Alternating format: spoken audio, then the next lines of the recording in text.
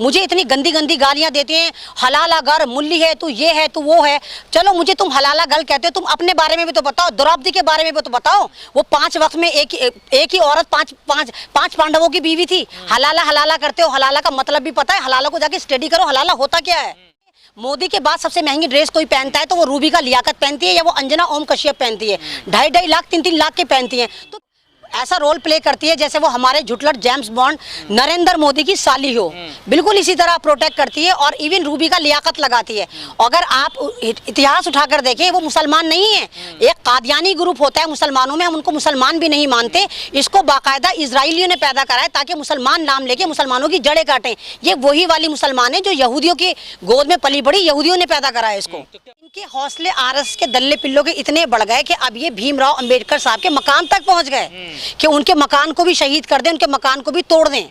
ये सारे आरएसएस के लोग हैं। ये सारे वो हैं जो ब्राह्मणवाद लाना चाहते हैं, जो कहते हैं मनुवाद है और मनुस्मृति को जो मानते हैं, जो लागू करना चाहते हैं दलितों के ऊपर, वो है। और भारत के इतिहास में पहला आतंकवादी नाथूराम गॉडसे लिखा गया।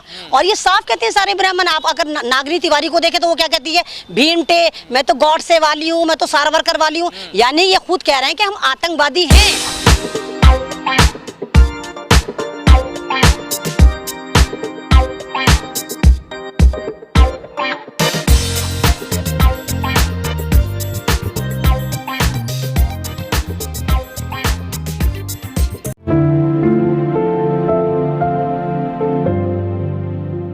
भीमराव अंबेडकर साहब पर अब से नहीं, ये जब से आरएसएस आई है, मतलब जब से भारत आज़ाद हुआ है, जब से इस पे काम कर रहे हैं। अब ये पावर में आए तो इनको मौका मिल गया है। अभी आप देखिए कि यूपी में भी जितने भी पार्क हैं और वहाँ पर बहुजन महापुरुषों की जितनी भी वो स्टैचूज लगे हुए हैं, उनको तोड़ा जा रहा है। और जो नेम प्लेट जो उनके बारे में पूरी डिटेल लिखी हुई, उनको उखाड़ कर फेंका जा रहा है ताकि आप लोग अवेयर ना रहें, लोगों को पता ही ना चले मूर्ति किसकी है। भाई होगी किसी की मूर्ति, है ना। अब जब इन्होंने देखा कि इसके खिलाफ कोई कुछ नहीं बोल रहा क्योंकि जुल्म इतना है, कौन किसको, अब तो लोगों को 2 वक्त की रोटी नहीं मिल रही, तो लोगों को ये पता ही नहीं कि पार्क में क्या कर रहे हैं ये। क्योंकि पीएम केयर फंड में इतना पैसा आ चुका है कि महाराष्ट्र के ये एमएलए को खरीद लें, है ना। अब ये लगातार, अगर आपने पालघर देखा हो, वहां पर इन्होंने 2 साधु की मॉब लिंचिंग आरएसएस वालों ने तो करवाई थी। और मीडिया में क्या चलाया था कि मुसलमानों ने मार दिया, सोनिया गांधी ने मरवा दिया। शाम तक आते आते पत्ते खुल गए थे कि 101 जो हिंदू थे वो सारे के सारे मारने वाले, पुलिस की मौजूदगी में इन्होंने मारा था। फिर चाहे वो विनय दुबे वाला कांड हो कि इन्होंने खुद जमा करा था और मीडिया पहले तैयार था और कहा था कि विनय दुबे ने लाके जमा करा और मस्जिद से टैग करके, देखो मस्जिद से निकल कर आया वो लाखों, वो भी गवर्नमेंट की चालती, रेलवे स्कैम करा था, सारे रिजर्वेशन करके बुलाया था। तो ये हर तरफ से महाराष्ट्र को टैग कर रहे हैं, किसी भी तरह महाराष्ट्र में हम हुकूमत गिरा दें। तो ये घटनाएं कैसे रुकेंगे आखिरकार? ये तो लगातार घटनाएं बढ़ती जा रही हैं। तो ये घटना गजेंद्र इसी तरह रुकेंगी कि आप सबको अवेयर होना पड़ेगा, आप सबको फिर तहरीकें चलानी पड़ेंगी, क्योंकि इस वक्त अपना अस्तित्व बचाने की लड़ाई है। आपको अब तो आपको यही समझ में नहीं आ रहा कि आप भारतीय हो भी या नहीं हो। किसको ये कहते हैं कि तुम भारतीय नहीं हो? और कहने वाले कौन लोग हैं? गॉडसे वाले, जिन्होंने हमारे महात्मा गांधी का कत्ल करा था। और भारत के इतिहास में पहला आतंकवादी नाथूराम गॉडसे लिखा गया। और ये साफ कहते हैं सारे ब्राह्मण। आप अगर नागनी तिवारी को देखें तो वो क्या कहती है? भीमटे, मैं तो गॉडसे वाली हूँ, मैं तो सावरकर वाली हूँ। यानी ये खुद कह रहे हैं कि हम आतंकवादी हैं।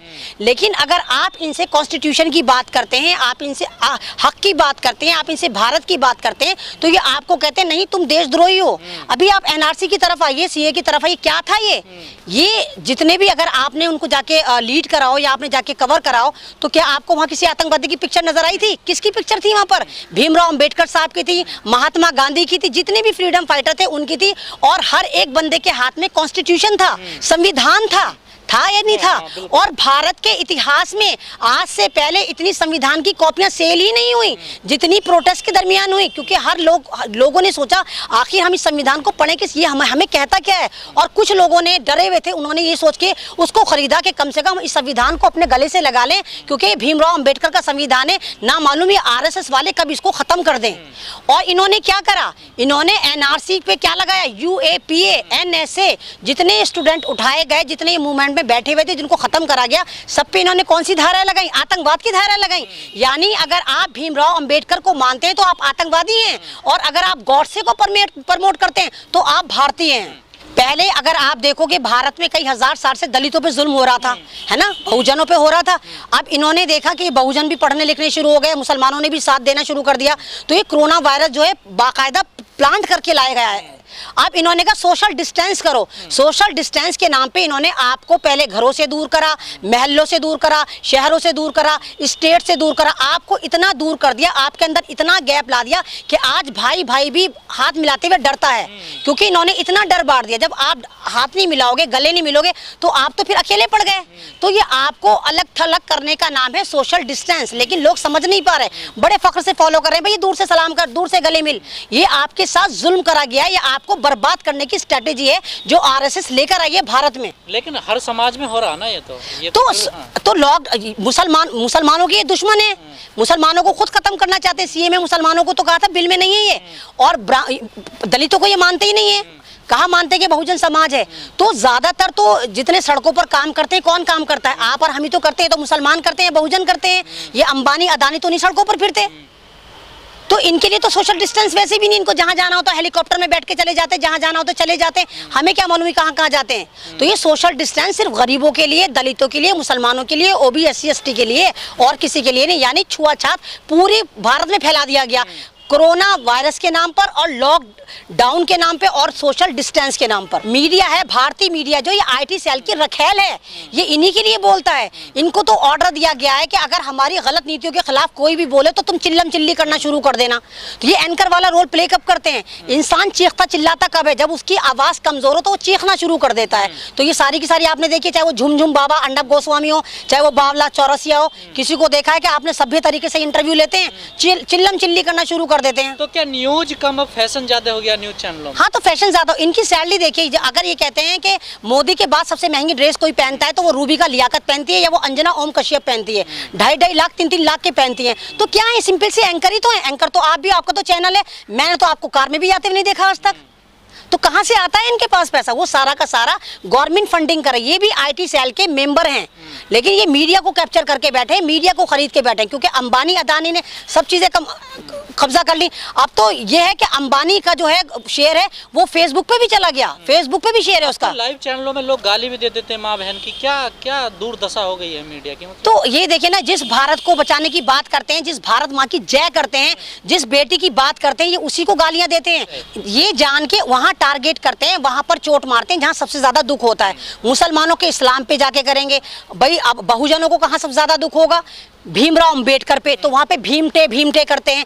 भीमटे का मतलब ही अब आपके सीधे सीधे हमारे अंबेडकर साहब को गाली दे रहे हैं, उनके संविधान को गालियां दे रहे हैं। ये तो पूरी तैयारी करके बैठे हुए हैं कि इनका संविधान पूरा तैयार है नागपुर में, कि किसी भी तरह ये हमारे संविधान को खत्म कर दें, भीमराव अंबेडकर को बर्बाद कर दें, उनके संविधान के चीथड़े उड़ा दें। मोदी जी की खुद तो तारीफें करेंगे, खुद अगर आप इनको देखें मुसलमानों के इलाके में जाके कलमे पढ़ेंगे, मस्जिदों में नमाज पढ़कर दिखा देंगे, 99 नाम पढ़ के दिखा देंगे। और इनके जो भगत है उनको कह रखा है तुम गालियां दो, अल्लाह को गालियां दो, मोहम्मद को गालियां दो, भीमराव अंबेडकर को गालियां दो। तो ये पूरे प्लान चल रहा है कि ये रोल मॉडल बन के सब बावला हीरो बन के खड़े हुए हैं, और इनके जितने अनुयायी हैं वो गालियां देते हैं। और रोकते क्यों नहीं है? अगर आप हैं, एक्शन क्यों नहीं लेते? क्यों नहीं लेते एक्शन? आप उन्हें पार्टी से निकाल के बाहर करो, क्यों नहीं करते हैं आप? अगर हिंदुस्तान में किसी ने जीना सिखाया, यहाँ से छुआछूत दूर करा, यहाँ से पूरे समाज को डेवलप करा, सती प्रथा को खत्म करा, सब चीज़ों को, एक इंसान को इंसान बनाया भारत में, तो किसने बनाया? भीमराव अंबेडकर के संविधान ने बनाया। तो संविधान तो तुम्हारे लिए एक रिलीजियस बुक की तरह है, भारतीयों के लिए है। आप अगर भारतीय हैं, पक्के भारतीय हैं, तो भारत की वो किताब है। जैसे हमारे इस्लाम में कुरान है, तो भारत का जो, अगर हम भारत को मानते हैं तो भारत का कुरान संविधान है।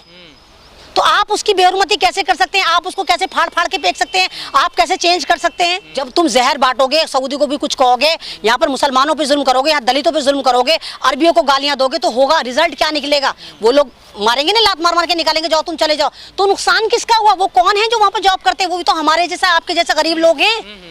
तो इन्होंने सिर्फ कुछ नहीं करा, भारत को बर्बाद करा है। 70-80 करोड़ लोगों को बिल्कुल सड़क पे बिठा दिया, भीख का प्याला दे दिया इन्होंने हमारे हाथ में।